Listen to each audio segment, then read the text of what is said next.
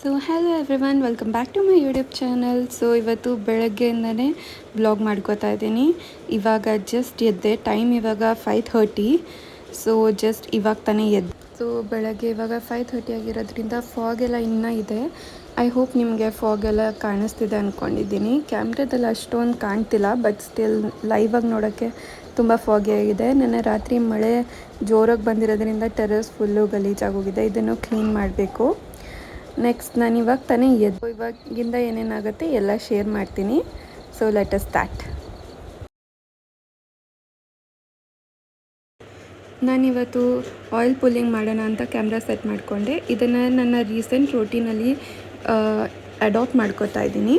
Like whenever time ಇದ್ದಾಗ, ನನಗೆ free time ಇದ್ದಾಗೆಲ್ಲ ಮಾಡೋಣ ಅಂತ ಅಂದ್ಕೊಂಡಿದ್ದೀನಿ.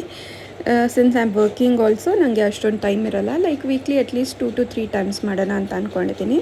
ಆಯಿಲ್ ಪುಲ್ಲಿಂಗಿಗೆ ನಾನಿಲ್ಲಿ ಕೊಕೊನಟ್ ವರ್ಜಿನ್ ಆಯಿಲ್ ಯೂಸ್ ಮಾಡಿದ್ದೀನಿ. ನೀವು ಕೊಕೊನಟ್ ಆಯಿಲ್ ಬೇಕಾದರೂ ಯೂಸ್ ಮಾಡ್ಬೋದು. ಇದರಿಂದ ಸಾಕಷ್ಟು ಹೆಲ್ತ್ ಬೆನಿಫಿಟ್ಸ್ ಇರುತ್ತೆ. ಸೊ ಓರಲ್ ಹೆಲ್ತ್ಗೆ, ಓರಲ್ ಹೈಜಿನಿಗೆ ತುಂಬ ಒಳ್ಳೆಯದು. ಅದರ ಜೊತೆಗೆ ಗಮ್ ಮತ್ತು ಕ್ಯಾವಿಟಿಗೆ ತುಂಬ ಒಳ್ಳೆಯದು. ನೆಕ್ಸ್ಟ್ ಇದು ಆಲ್ಸೋ ಫ್ರೆಶನ್ಸ್ ಬ್ರೆತ್ ಮತ್ತು ಓವರಾಲ್ ಹೈಜಿನಿಗೂ ಕೂಡ ತುಂಬ ಒಳ್ಳೆಯದು. ಆಮೇಲೆ ಹಾರ್ಮ್ಫುಲ್ ಬ್ಯಾಕ್ಟೀರಿಯಾಸ್ನ ತೆಗೆಯುತ್ತೆ. ಅದಾದಮೇಲೆ ಟೀತ್ ವೈಟ್ನಿಂಗ್ ಕೂಡ ಹೆಲ್ಪ್ ಮಾಡುತ್ತೆ. So yes, I have started this and I wanted to share this. So ನಿಮಗೂ ಯಾರಿಗಾದರೂ ಬ್ಯಾಡ್ ಬ್ರೆತ್ ಇಲ್ಲ ಕ್ಯಾವಿಟಿ ಹೆಲ್ತ್ ಇಂಪಾರ್ಟೆಂಟ್ ಅನಿಸಿದ್ರೆ you can also give this a try. ಇದು ಮಾಡೋದು ಎಷ್ಟು ಈಸಿ ಅಂದರೆ, like coconut oil, 1 spoon coconut oil ತೊಗೊಂಡು you have to start ಅಂದರೆ ಗಾರ್ಗಲ್ ಮಾಡ್ತಾ ಇರಬೇಕು.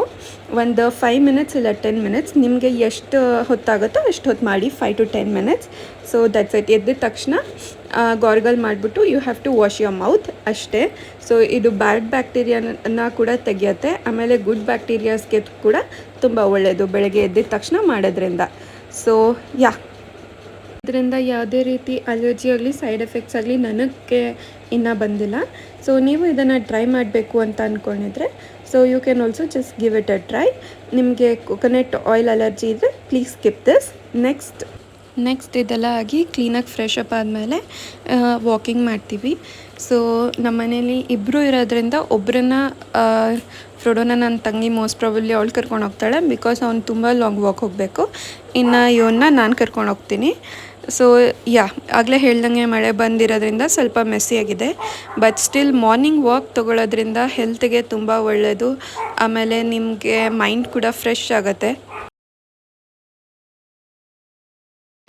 ಪೀಸ್ಫುಲ್ಲಾಗಿರೋ ಜಾಗದಲ್ಲಿ ವಾಕ್ ಮಾಡೋದ್ರಿಂದ, ಇಲ್ಲಾಂದರೆ ಮಾರ್ನಿಂಗ್ ಸುಮ್ಮನೆ ಕೂತ್ಕೊಂಡು ಮೆಡಿಟೇಟ್ ಮಾಡೋದ್ರಿಂದ, ಇಲ್ಲ ಯೋಗ ಮಾಡೋದ್ರಿಂದ ಸಾಕಷ್ಟು ಮೈಂಡ್ ಹೆಲ್ತ್ಗೆ ಕೂಡ ತುಂಬ ಬೆನಿಫಿಟ್ಸ್ ಇರುತ್ತೆ. ರಿಲ್ಯಾಕ್ಸಿಂಗ್ ಆಗಿರುತ್ತೆ, ಸೂತಿಂಗ್ ಆಗಿರುತ್ತೆ.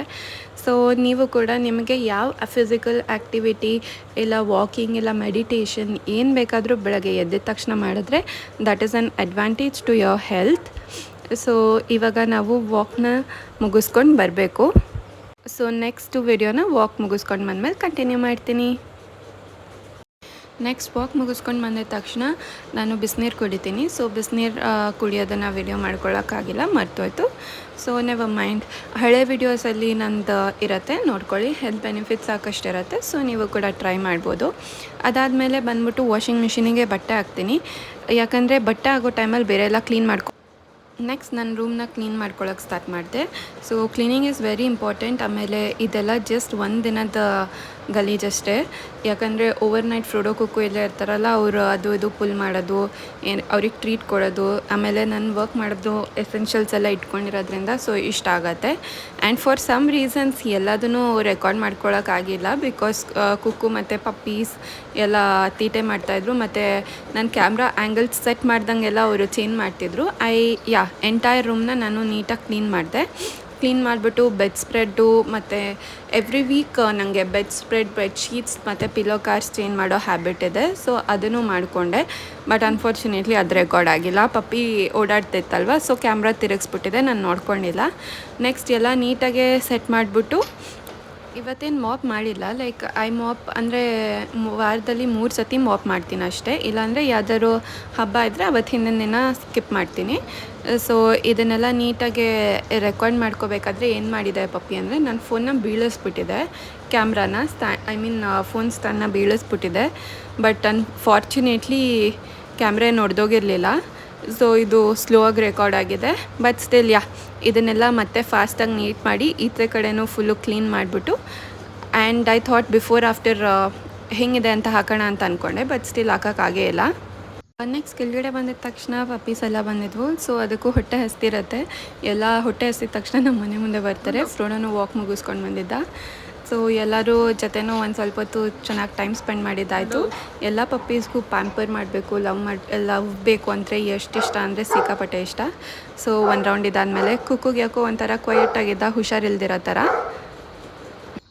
So hello everyone, welcome back to my channel. So ಇವತ್ತು ಒಂದು random day. So random video ಮಾಡೋಣ ಅಂತ ಅಂದ್ಕೊಳ್ತೀನಿ. ಸೊ ಇವಾಗಿಂದ ವಿಡಿಯೋ ಸ್ಟಾರ್ಟ್ ಮಾಡ್ತಿದ್ದೀನಿ. ಆ್ಯಕ್ಚುಲಿ ಲೈಕ್ ಬೆಳಗ್ಗೆನೇ ವಿಡಿಯೋ ಸ್ಟಾರ್ಟ್ ಮಾಡಿದ್ದೆ, ಬಟ್ ಇಂಟ್ರಡಕ್ಷನ್ ಇವಾಗ ಕೊಡ್ತಾಯಿದ್ದೀನಿ. ಆ್ಯಂಡ್ ಇವಾಗ ರೆಡಿ ಆಗಿಬಿಟ್ಟು ಕುಕ್ಕು ಗೀಚೆ ಕರ್ಕೊಂಡು ಹೋಗಬೇಕು. ಕುಕ್ಕು ಹುಷಾರು. ಸೊ ಇವಾಗ ಫುಲ್ಲು ಫ್ರೆಶ್ ಅಪ್ ಆಗಿಬಿಟ್ಟು ರೆಡಿ ಆಗಿಬಿಟ್ಟು ಬ್ರೇಕ್ಫಾಸ್ಟ್ ಮಾಡೋಣ ಅಂತ ಬಂದೆ. ಕುಕ್ಕುಗೆ ಅವಾಗಲೇ ಹೇಳೋದ್ನಲ್ಲ, ಯಾಕೋ ಸ್ವಲ್ಪ ಹುಷಾರಿರಲಿಲ್ಲ. ಸೊ ನಾ ಈಗ ಹಾಸ್ಪಿಟಲಿಗೆ ಕರ್ಕೊಂಡು ಹೋಗಬೇಕು. ಅಂದರೆ ಅವನಿಗೆ ಕೋಲ್ಡ್ ಆಗಿದೆ ಕಾಣುತ್ತೆ, ತುಂಬ ಸ್ನೀಸ್ ಮಾಡ್ತಿದ್ದ, ಆಮೇಲೆ ರಿವರ್ಸ್ ಸ್ನೀಸಿಂಗ್ ಬರ್ತಾಯಿತ್ತು. ನೆಕ್ಸ್ಟ್ ಇವತ್ತು ಬ್ರೇಕ್ಫಾಸ್ಟಿಗೆ ಸ್ವಲ್ಪ ದೋಸೆ ಮತ್ತು ಇದು ಕಾಳ್ದು ಪಲ್ಯ ಮಾಡಿದರು. ಅಂದರೆ ಇದು ದೋಸೆ ಬಂದ್ಬಿಟ್ಟು ರವೆ ದೋಸೆ ಮತ್ತು ಎಲ್ಲ ಥರದ ಪೌಡರ್ಸ್ನ ಮಿಕ್ಸ್ ಮಾಡಿದರು. ಗೋಧಿ, ರವೆ, ಅಕ್ಕಿ ಹಿಟ್ಟು, ರಾಗಿ ಹಿಟ್ಟು, ಮಿಲೆಟ್ಸ್ ಹಿಟ್ಟು ಎಲ್ಲ. ಸೊ ಬ್ರೇಕ್ಫಾಸ್ಟ್ ಮಾಡ್ಕೊಂಡಾದಮೇಲೆ ನಿಮಗೆ ಗೊತ್ತಿದ್ದರೆ ನಾನು ಸೋಕ್ ಡ್ರೈ ಫ್ರೂಟ್ಸ್ ತಿಂತೀನಿ. ಸೊ ಇದನ್ನು ತೊಗೊಂಡು ನೆಕ್ಸ್ಟು ರೆಡಿಯಾಗಿ ಹೊರಟ್ವಿ. ಇನ್ನು ಒಂದು ಸೈಡು ಎಲ್ಲ ಪಪ್ಪೀಸ್ದು ಕೂಡ ಬೆಳಗಿನ ಬ್ರೇಕ್ಫಾಸ್ಟ್ ಮುಗೀತು. ಸೊ ಅದನ್ನು ತಿಂದ್ಬಿಟ್ಟು ಪಾಪ ಮಲ್ಕೊಳ್ಳೋಕ್ಕೆ ಅಂತ ಹೋಗ್ತಿತ್ತು. ನಾವು ಓಲಾ ಬುಕ್ ಮಾಡಿಕೊಂಡು ಸೊ ಹಾಸ್ಪಿಟ್ಲಿಗೆ ಹೊರಟ್ವಿ. ಆಮೇಲೆ ಇವತ್ತು ಒಂದು ಆ್ಯಕ್ಚುಲಿ ಪ್ಲ್ಯಾನೇ ಮಾಡಿರಲಿಲ್ಲ ನಂಗೆ, ಬಟ್ ತುಂಬ ಖುಷಿ ಆಯಿತು. ಏನಂದರೆ ನಾನು ಗೋಲ್ಡ್ ತೊಗೊಂಡೆ. ಬಟ್ ಯಾವಾಗಲೂ ಅನ್ಕೋತಾ ಇದ್ದೆ ಅಕ್ಷಯ ತೃತೀಯ ದಿನ ಏನಾದ್ರು ಗೋಲ್ಡ್ ತೊಗೋಬೇಕಂತ. ಯಾವಾಗಲೂ ಕಾಸು ಇರ್ತಿರ್ಲಿಲ್ಲ. ಬಟ್ ಸ್ಟಿಲ್ ವಿಡಿಯೋ ಮುಂದೆ ನೋಡಿ ಏನೋ ಹುಷಾರಿರಲಿಲ್ಲ ಅಲ್ವಾ. ಸೊ ಹಾಸ್ಪಿಟ್ಲಲ್ಲಿ ಕರ್ಕೊಂಡೋಗಿದ್ವಿ. ಆ್ಯಂಡ್ ಇವತ್ತಿನ ಡೇ ಮಾತ್ರ ಫುಲ್ ಕಂಪ್ಲೀಟ್ಲಿ ಅನ್ಎಕ್ಸ್ಪೆಕ್ಟೆಡ್. ಬಟ್ ನನಗೆ ತುಂಬ ಖುಷಿನೂ ಆಯಿತು. ಬಿಕಾಸ್ ಈ ವರ್ಷ ತೊಗೊಳಕ್ಕೆ ಸಾಧ್ಯ ಆಗಿದೆ. ನೋಡೋಣ ಮುಂದಿನ ವರ್ಷವೂ ತೊಗೊಳಕ್ಕೆ ಸಾಧ್ಯ ಆಗಲ್ವಾ ಅಂತ. ಇವನ್ನೆಲ್ಲ ಚೆಕಪ್ ಮುಗಿಸ್ಕೊಂಡು ಹಾಗೆ ವಾಕ್ ಮಾಡ್ಕೊಂಡು ಬರಬೇಕಾದ್ರೆ ಇಲ್ಲಿ ಹಸು ಮತ್ತು ಬರ್ಡ್ಸು, ಪಕ್ಷಿ ಎಲ್ಲ ಇತ್ತು. ಇದನ್ನೆಲ್ಲ ನೋಡ್ಕೊಂಡು ಫುಲ್ ಖುಷಿ ಆಯಿತು. ನೆಕ್ಸ್ಟು ಗೋಲ್ಡ್ ಶಾಪ್ಗೆ ಹೋದ್ವಿ. ಏನು ತೊಗೋಬೇಕು ಅಂತ ಪ್ಲ್ಯಾನ್ ಇರಲಿಲ್ಲ. ಸೊ ಇಯರಿಂಗ್ಸ್ ತೊಗೊಳ್ಳೋದ, ಚೈನ್ ತೊಗೊಳ್ಳೋದ ಅಂತ ನೋಡ್ತಾಯಿದ್ವಿ. ಆ್ಯಂಡ್ ಫೈನಲಿ ನಾನು ಈ ನೆಕ್ಲೆಸ್ ತೊಗೊಂಡೆ. ಇದೆ ಅಂತ ಕಮೆಂಟ್ ಬಾಕ್ಸಲ್ಲಿ ಕಮೆಂಟ್ ಮಾಡಿ. ಆ್ಯಂಡ್ ನನಗೆ ತುಂಬ ಖುಷಿ ಆಯಿತು. So that's it for this video. ಈ ವಿಡಿಯೋನ ಎಲ್ಲ ಏನು ಮಾಡ್ತಾಯಿದ್ದೀನಿ. ಹೋಪ್ ನಿಮಗೆಲ್ಲರಿಗೂ ಈ ವಿಡಿಯೋ ಇಷ್ಟ ಆಗಿದೆ ಅಂತ ಭಾವಿಸ್ತಾ ಇದ್ದೀನಿ. ಇಷ್ಟ ಇದ್ದರೆ please subscribe to my channel and like my videos, and thank you. Bye bye.